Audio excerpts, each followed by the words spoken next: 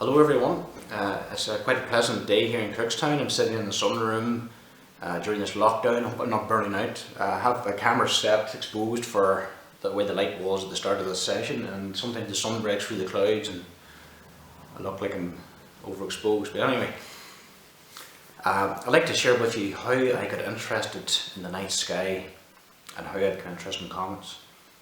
Two events happened. I can't remember the year, but there was one time, sorry, I'll retract, I do remember. The first incident that happened to me, which got me looking skyward, was back in 1997. One particular winter, I think it was winter, maybe late winter, early spring, I remember it being very cold anyway. And I was hanging out a lot with my mate that time from school. I hope he doesn't mind me mentioning his name, I haven't seen him in years, but his name is Brenton Bradley. Me being a night owl and Brenton being a night owl too, we would often meet up in the evening times and have a chat and just talk about anything.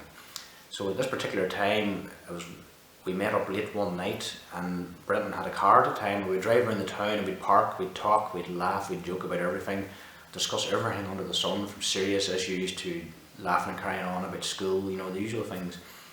Really good times. But on this particular night, Brenton drove us into the countryside outside McKenna, where I live, and he pulled up in the car park of what people know as Slackneil Disco. Slackneil is a very small village outside McKenna in the countryside. Of course, at that time of the night, the place was closed, there was no disco on, it's abandoned.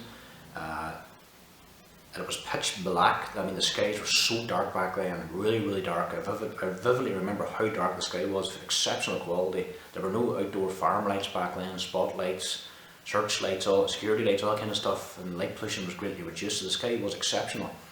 Back then I knew nothing about the sky, I couldn't identify any stars, it was all new to me. I was literally observing through virgin eyes.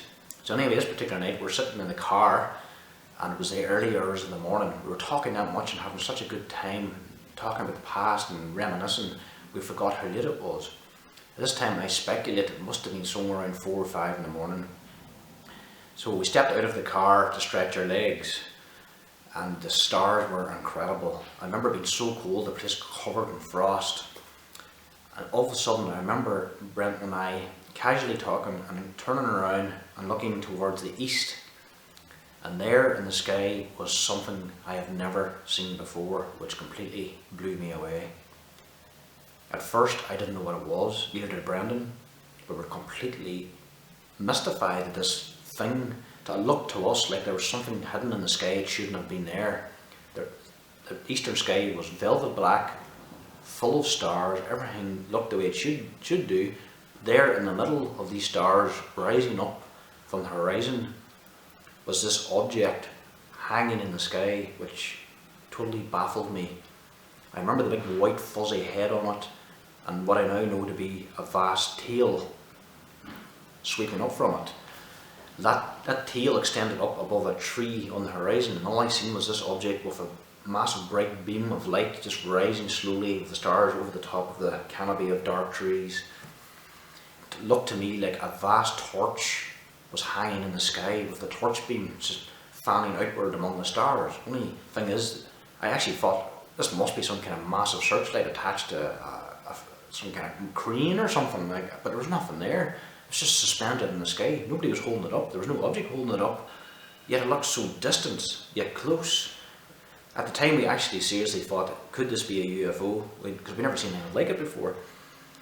We watched and watched and watched, and we knew it was something natural. It was among the sky, it rose with the stars, and as it rose it got brighter and more distinct, and I just remember feeling this sensation of a combination of awe as to what is this thing, and fear. I actually felt a hint of what ancient people must have felt like when they seen a great comet. I felt fear because I didn't know what it was, and I didn't know what it meant, and I knew it shouldn't have been there. This object completely interrupted the well-known patterns of the sky. This was something that shouldn't have been there. I was completely amazed. I remember shaking, had the adrenaline going through me. I was like experiencing, having some kind of transformational experience in your life which you knew would change you forever. But Brenton at the time was more inquisitive than me. He kept an eye on the news and he read a lot of newspapers. I at the time didn't really take much interest in the news, but he speculated that it was a comet because in the news at that time, Comet Hale-Bopp was a prominent naked eye object and was becoming famous all over the world. And he speculated that maybe it was the comet. But we later learned the following day on the news it was Comet Hale-Bopp.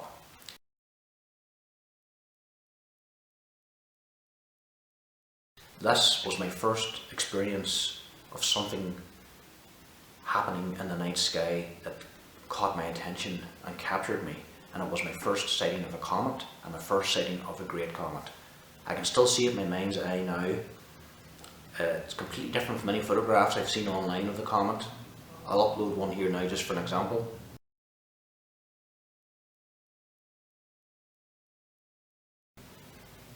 But the vivid memory I have of that object has stayed with me ever since. I was just amazed. And that sighting, even though it didn't happen immediately, it took a while for it to kick in, but that sighting alone triggered my fascination for comets, which would later lead to a full-on obsession which would last many years, possibly several decades, and right to the present time. So that's what triggered the whole thing. That set the seed of the sky, and my later passion for wanting to see objects in the sky which were not always there. And this is why to this day I love transient phenomena. A comet is a transient phenomena. It's something that's not always there. A meteor is a transient phenomena. The aurora is transient. It's an asteroid, an occultation event, a conjunction, things that are happening, changing, moving, a variable star, a supernova. These are the kind of things that would consume me. I love trying to find and hunt down and experience these celestial phenomena which are happening and won't always be there. And that's the kind of subject matter I've been interested in ever since. The second incident that happened, I hope this isn't going too long, the second thing that happened was possibly a year later. I'd partially forgotten about the comet by this stage, because I think it had faded from view. But I remember one particular night feeling a bit low, kind of depressed. I can't remember the reason why. But back then we had this old oil tank sitting in the back of the house, one of them big metal oil tanks. So I remember going out one lovely dark night, and I stepped over the wall from the back door and lowered myself onto the top of the oil tank. I remember being kind of slippy with ice, but I got myself positioned on it and walked over to the corner of it where it was nice and secure. I was really high up over the garden. I remember just looking up and seeing the stars, and I'm being amazed by how many stars there were. The sky was phenomenal. The Milky Way is visible. There were so many stars I couldn't count them. I remember looking up thinking that the sky was so good. I thought I could touch them. In my naive mind, I thought I could jump up and touch them and grab them. I actually tried one time. It's ridiculous, but that's how vivid they appeared. And I remember thinking, why have I never noticed these before? Why have I not spent any time with the stars? This is the kind of thing I could really get into. I would love to learn the name of those brighter stars. I would love to know the constellations. And you know what? I wanted to know the constellations so well that if one faint star appeared in the sky, I would be able to spot it and distinguish it from all the rest. I decided then and there that night my life was going to change forever. The following day I went down to my local library in Mackara and I got out several books on astronomy, and one of them was those little pocket atlas books. It was pretty thick. It was like a tiny thing. You open it up and it was full of star charts all the way through all the months of the year with white stars on a black background. And I went through those. I got myself a torch. I put a red Coke label around the torch to make the beam red, so I preserved my dark adaptation at night. I went out. I started going out and observing the constellations with the naked eye, completely naked eye astronomy. And using that, I observed and put to memory Ursa Major, the Great Bear.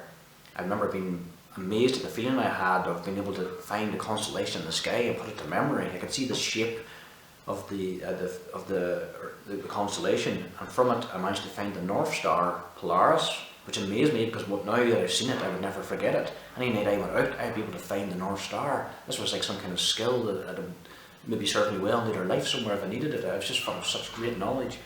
And from Polaris, I learned Polaris was in Ursa Minor, the lesser bear, and they both mirrored each other back to front. So there we go, I learned 2 constellations and a famous star on the one night. I was hooked.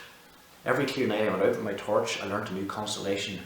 And over a period of time, I learned all the constellations in the visible sky, which even meant getting up before dawn in the east and observing the new constellations rising in the east.